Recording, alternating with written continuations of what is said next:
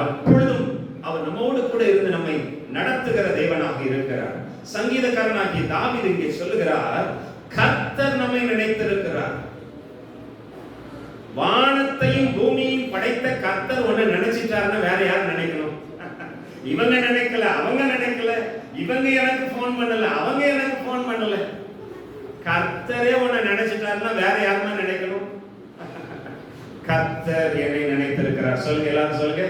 கர்த்தர் என்னை நினைத்திருக்கிறார், அவர் என்னை ஆசீர்வதிப்பார். யாரு சொன்னாலும் நீ சாபம் பிடிச்சவன், நீ சாபம் பிடிச்சவன் சொன்னா நம்பாதீங்க. கர்த்தர் என்னை நினைச்சிட்டாருன்னா என்ன ஆசீர்வதிப்பார். இந்த ஆணித்தரமான உறுதியான நிலைப்பாடு விசுவாசம் நமக்கு இருக்க வேண்டும். ஆதியாகம புத்தகத்திலே 30ஆம் அதிகாரம் அங்கே யாக்கோபு ஒரு காரியத்தை சொல்லுகிறான் பாருங்க. 30வது வசனத்தை நாம் வாசிக்கலாம். ஆதியாகம புத்தகம் 30ஆம் அதிகாரம். நான் வரும் முன்னே, இங்க பாருங்க, இந்த வார்த்தையை அவன் லாபான், தன்னுடைய மாமனாகிய லாபான் இடத்துல அவன் சொல்லுகிறான். அதாவது நான் உம்மிடத்திலே வரும் முன்னே உமக்கு இருந்தது கொஞ்சம். நான் வந்த பின் கர்த்தர் உம்மை ஆசீர்வதித்ததினால் அது மிகவும் பெருகி இருக்கிறது. போதும். அந்த வசனத்தில் உங்களுக்கு என்ன தெரியுது? நான் வரும் முன்னே உமக்கு இருந்தது கொஞ்சம், ஆனா நான் வந்த பின்ன கர்த்தர் உம்மை ஆசீர்வதித்ததினாலே அது மிகவும் பெருகி இருக்கிறது. ஒரு தேவ மனுஷன், ஒரு தேவ மனுஷி, நீங்க ஒரு இடத்துக்கு போயிட்டீங்கன்னா கர்த்தர் உன்னை ஆசீர்வதிக்கிறார் பாத்தியா? அந்த ஆசீர்வாதத்தினால அந்த இடத்துல உள்ள எல்லாம் சேர்ந்து பெருகுது. ஆமென் சொல்லுங்க. இதை உணர்ந்தவனாக யாக்கோபு சொல்லுகிறான் தன்னுடைய மாமனாகிய லாபான் இடத்திலே, ஐயா நீ எனக்கு மாமனாய் இருக்கலாம், ஆனால் நான் சொல்லுகிறேன், நான் வரும் முன்னே உமக்கு இருந்தது கொஞ்சம்.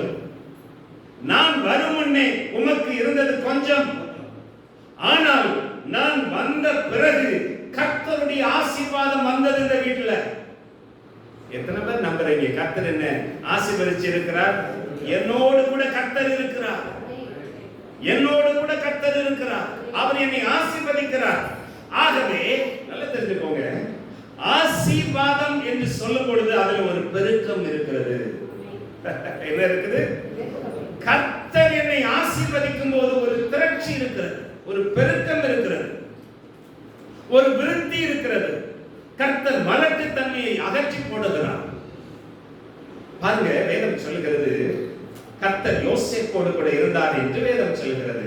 ஆதியாகம புத்தகம் 39ஆம் அதிகாரத்திலே 2வது வசனம், கர்த்தர் யோசேப்போடு கூட இருந்தார். கர்த்தர் யோசேப்போடு கூட இருந்தார், அவன் காரிய சித்தி உள்ளவனானான், அவன் எகிப்தியனாகிய தன் எஜமானுடைய வீட்டிலே இருந்தான். இந்த எஜமான், எகிப்திலே உள்ள எஜமான் கர்த்தருக்கு பயந்தவன் அல்ல, அவன் புறஜாதியான்.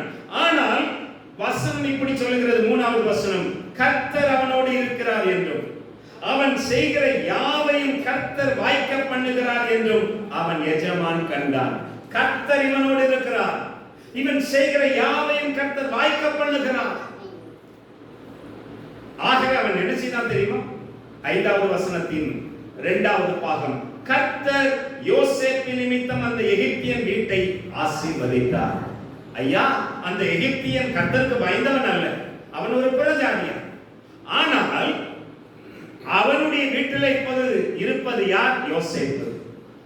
கர்த்தருடைய மனிதனாகிய யோசேப்பு அங்கே இருக்கிறான். கர்த்தர் யோசேப்போடு இருந்தார் என்று வேதம் சொல்லுகிறது. கர்த்தர் யோசேப்பு நிமித்தம் அந்த எகிப்தியன் வீட்டை ஆசீர்வதித்தார். வீட்டிலும் வெளியிலும் அவனுக்கு உண்டானவைகள் எல்லாவற்றிலும் கர்த்தருடைய ஆசீர்வாதம் இருந்தது. ஆமென் சொல்லுங்க. உங்களிடத்துல என்னிடத்துல கர்த்தர் இருப்பாருன்னா நிச்சயமா உங்க வீடு கர்த்தருடைய ஆசீர்வாதத்தினால நிரம்பி இருக்கும். நீங்க ஒரு வீட்டுல இருக்கிறீங்க, வாடகைக்கு இருக்கிறீங்க, அந்த வீடு உங்களால ஆசீர்வதிக்கப்படும். நீங்க ஒரு வேலைக்கு போறீங்க, அந்த ஸ்தாபனம் உங்களால ஆசீர்வதிக்கப்படும்.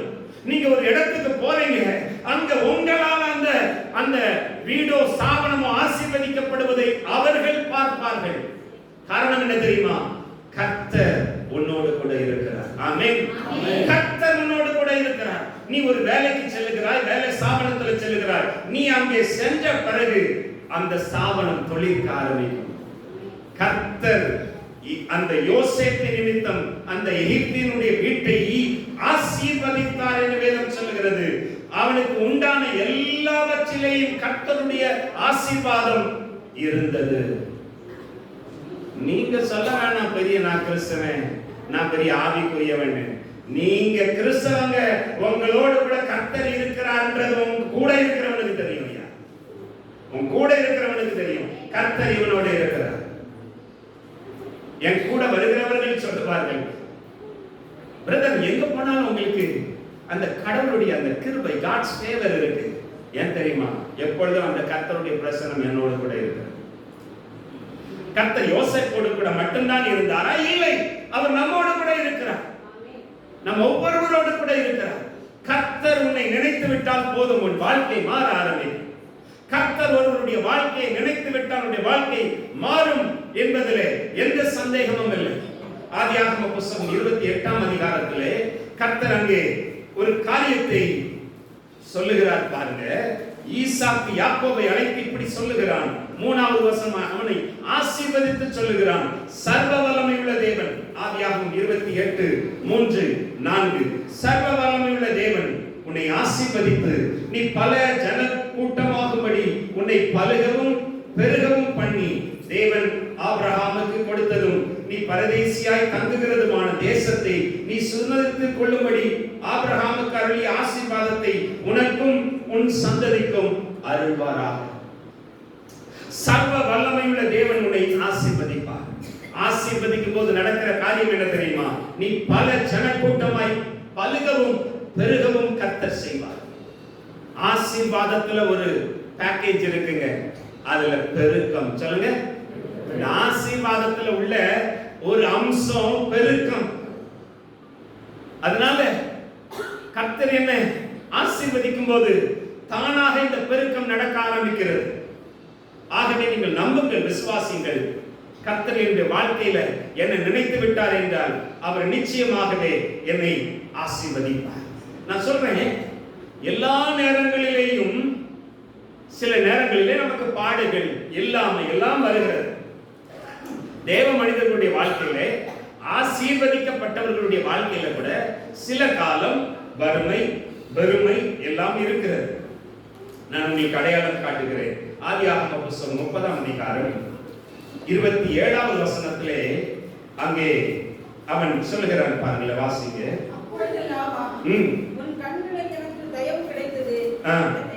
உன் கண்களில் எனக்கு தயவு கிடைத்ததே, ஆனால் நீ இரு, உன் நிமித்தம் கர்த்தர் என்னை ஆசீர்வதித்தார் என்று குறிப்பினாலே அறிந்தேன்.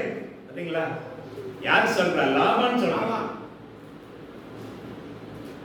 யாக்கோபனுடைய மாமாவாகிய லாபான் சொல்லுகிறான், கர்த்தர் உன்னோடு கூட இருக்கிறாரப்பா, உன் நிமித்தம் கர்த்தர் என்னை ஆசீர்வதித்தார் என்பதை குறிப்பினாலே அறிந்தேன். இங்கே 39ஆம் அதிகாரம், ஆதியாகம புத்தகம் 39ஆம் அதிகாரம் 2வது வசனம் வாசிங்க. யோசேப்போடு இருந்தார். அவர் காரிய சித்தியவனானான். அவன் எகிப்தியனாகிய தன் எஜமானன் வீட்டிலே இருந்தான்.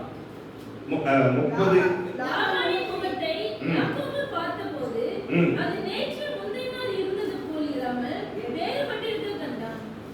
எஸ், நான் பாருங்க, யாக்கோபனுடைய வாழ்க்கையில 2 கட்டமான வாழ்க்கை இருக்கிறதை நான் உங்களுக்கு அடையாளம் காண்பிக்கிறேன். அதாவது முதல் 14 ஆண்டுகள் ஆதியாகம புத்தகம் 31ஆம் அதிகாரம் 41வது வசனத்திலே அவன் பதிவு செய்வதை நாம் பார்க்க முடியும். ஆதியாகம புத்தகம் 31ஆம் அதிகாரம், இந்த 20 வருஷ காலம் உம்முடைய வீட்டிலே இருந்தேன். 14 வருஷம் உம்முடைய 2 குமாரத்திகளுக்காகவும் 6 வருஷம் உம்முடைய மந்தைக்காகவும் உம்மிடத்தில் சேவித்தேன். போதும், 14 வருஷ காலம் நான் உம்மிடத்தில் இருந்தேன். அவன் சொல்றான். 42வது வசனம் வாசிங்களேன். என் பிதாவின் தேவனாகிய ஆபிரகாமின் தேவனும் ஈசாக்கின் பயபக்திக்குரியவரும் என்னோடு இராமல் போனால் நீர் இப்பொழுது என்னை வெறுமையாய் அனுப்பிவிட்டிருப்பீர். தேவன் என் சிறுமையையும் என் கை பிரயாசத்தையும் பார்த்து நேற்று ராத்திரி உம்மை கடிந்து கொண்டார். தேவன் என் கை பிரயாசத்தை பார்த்தார். தேவன் என்னுடைய கை பிரயாசத்தை பார்த்து என்னை சிறுமைப்பட அனுமதிக்கவில்லை. அவன் சொல்லுகிறான், 14 ஆண்டுகள் என் வாழ்க்கை வெறுமையில போயிருச்சு. எத்தனை ஆண்டுகள்? 14 ஆண்டுகள் என் வாழ்க்கை வெறுமையில போயிருச்சு. இந்த 14 வருஷம்ன்றது ஒரு கணக்கு, நல்லது இருக்கும்.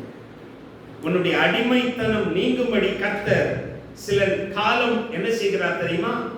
உன்னை barrenness என்கிறதான அந்த மலட்டு தன்மையிலே அனுமதிக்கிறார். நீ எப்படி இருக்கிறாய்? கர்த்தருடைய ஜனங்கள் ஆசீர்வாதத்தை சுதந்தரிக்கும் முன்னதாக கர்த்தர் அவர்களை வனாந்தரத்திலே நடத்தினார். எத்தனை ஆண்டு காலம்?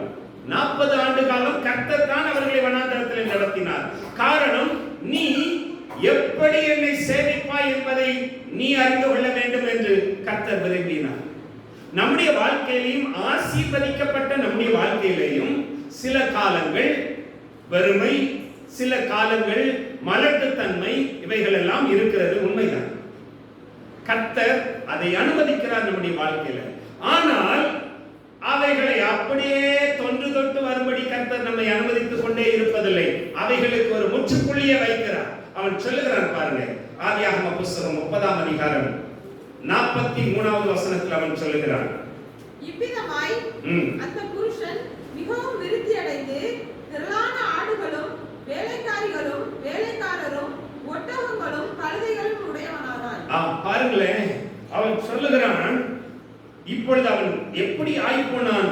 திரளான அந்த புருஷன் விருத்தி அடைந்து திரளான ஆடுகளும் வேலைக்காரிகளும் வேலைக்காரரும் ஒட்டகங்களும் கழுதைகளும் உடையவனானான். நம்முடைய வாழ்க்கையில கூட இந்த விருத்தி நம்மை நோக்கி வரும் பொழுது இப்படித்தான் ஆசீர்வாதம் நம்மை நோக்கி வருகிறது. அவன் சொல்லுகிறான், பதிவு செய்கிறான் பாருங்க. ஆதியாகம புத்தகம் 32ஆம் அதிகாரம் 10வது வசனத்தில் அவன் பதிவு செய்கிறான், அடியேனுக்கு தேவரீர் காண்பித்த எல்லா தயவுக்கும் எல்லா சத்தியத்துக்கும் நான் எவ்வளவேனும் பாத்திரன் அல்ல. நான் கோலும் கையுமாய் இந்த யோர்தானை கடந்து போனேன். இப்பொழுது இவ்விரண்டு பரிவாரங்களையும் உடையவனானேன். நான் வெறும் கோலும் கையுமா தான் வந்தேன். வந்த பிறகு 14 வருஷம் ஒண்ணுமே இல்லை வாழ்க்கையில. என்னது 14 வருஷம் ஒண்ணுமே இல்லை. அவன் சொல்றான், நான் எப்பொழுது என் குடும்பத்திற்காக சம்பாதிப்பது? 14 வருஷ காலம் உடைய குமார்த்திகளுக்காக வேலை செய்தேன். நீர் எனக்கு ஒண்ணும் கொடுக்கல. என் சிறுமையை கர்த்தர் பார்த்தார். கர்த்தர் பார்த்து என்ன செய்தார் தெரியுமா?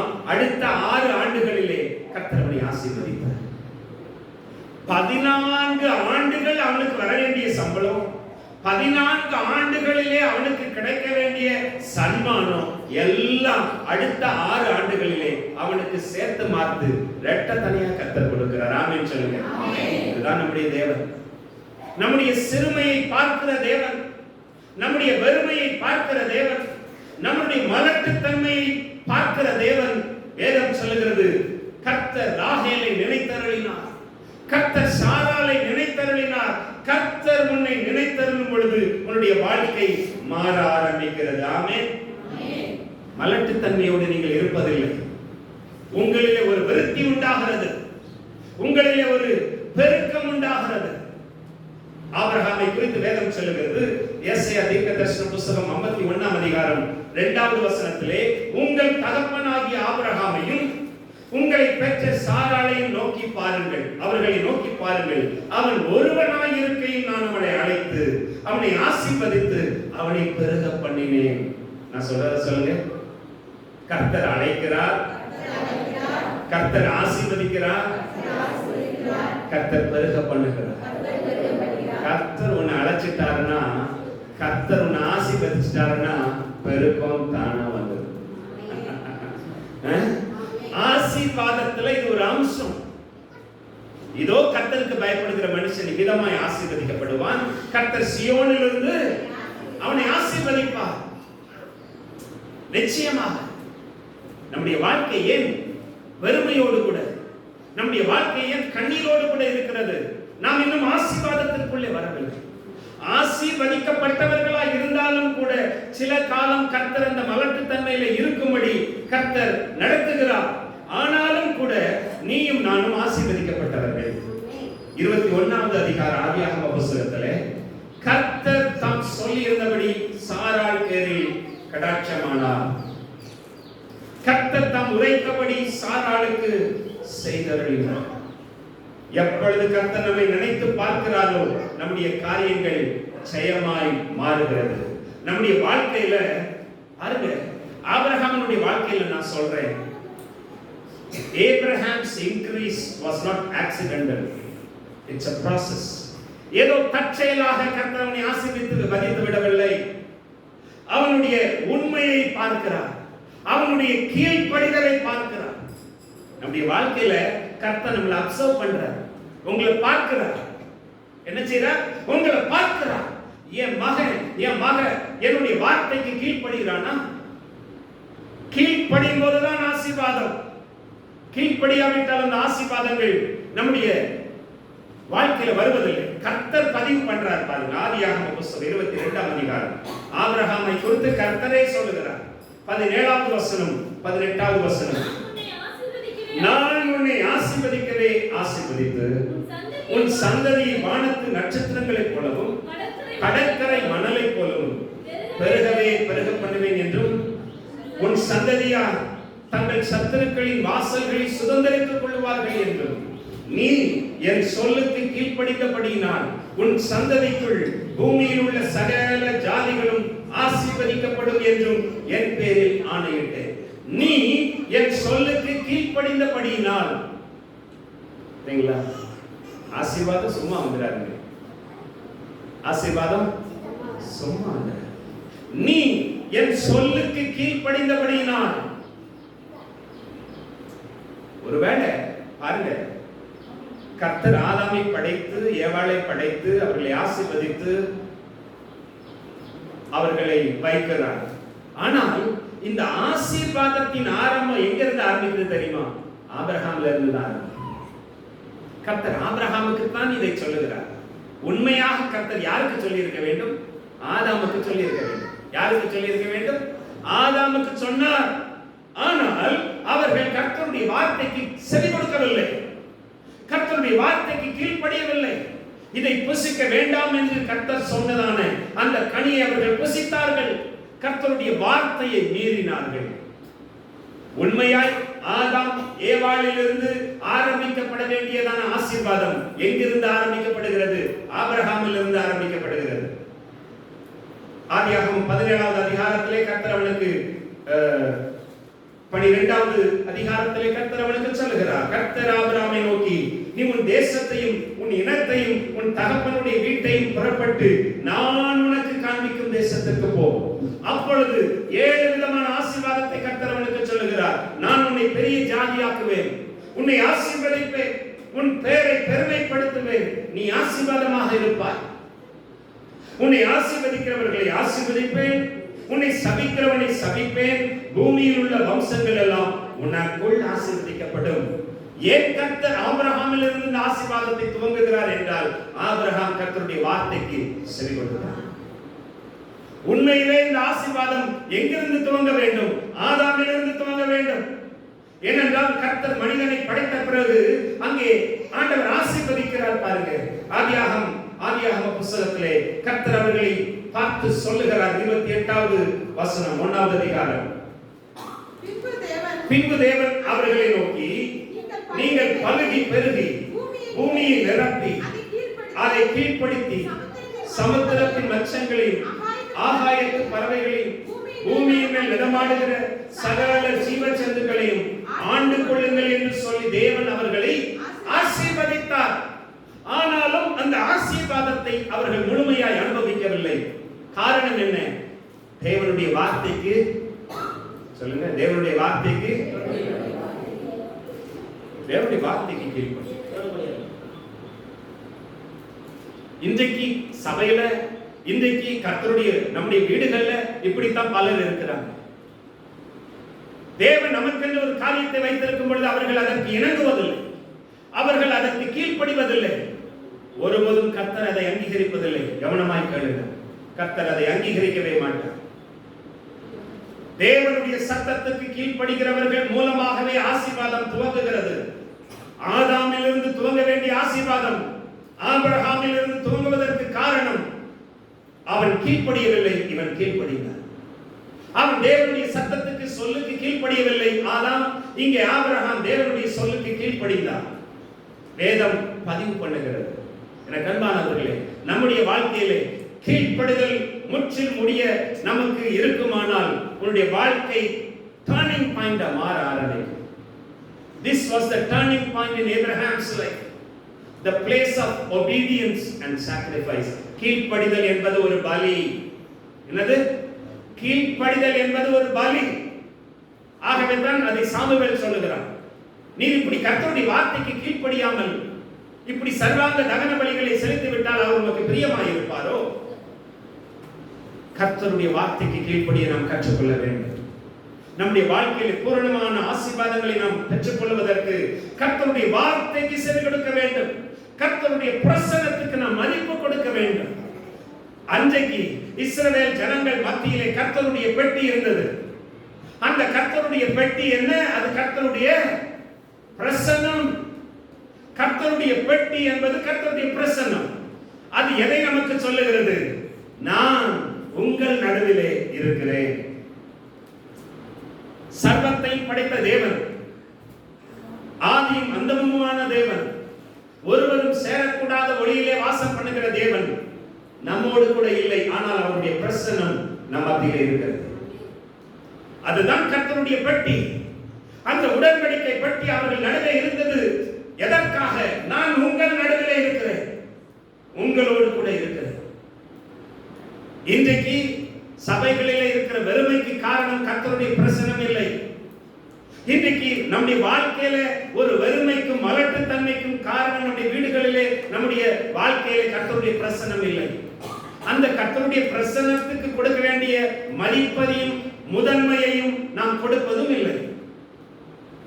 ஆகவே இழந்து போவது யார்? நாம் தான், அவர் அல்ல. தேவன் நம்மோடு கூட வியாபித்து இருக்க வேண்டும். அவருடைய பிரசன்னம் நம்மோடு கூட இருக்க வேண்டும். அதுதான் நமக்கு ஆசீர்வாதம்.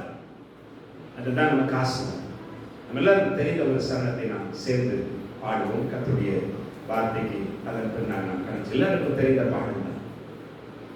கடந்ததை நினைத்து கலங்காதே, நடந்ததை மறந்து விடு. கடந்ததை நினைத்து கலங்காதே, நடந்ததை மறந்து விடு. கர்த்தர் புதிய செய்திடுவார், இன்றே நீ காண்பாய். கர்த்தர் புதிய செய்திடுவார், இன்றே நீ காண்பாய். கலங்கிடவே வேண்டாம், கலங்கிடவே வேண்டாம். நம் இயேசு கைவிட மாட்டார், நம் இயேசு கைவிட மாட்டார். உங்கள் துக்கம் சந்தோஷமாய் மாறும், உங்கள் கவலைகள் கண்ணீர் எல்லாம் மறைந்து விடும். கலங்காதே மகனே, நீ கலங்காதே மகளே. கலங்காதே மகனே, நீ கலங்காதே மகளே. நம் இயேசு கைவிட மாட்டார்.